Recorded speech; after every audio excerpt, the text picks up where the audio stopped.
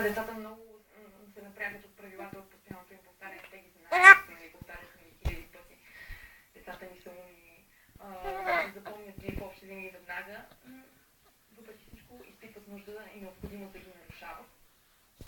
Трябва понякога да Пъток! да си сменяме ролите. Пъток, баба тука. Пъток.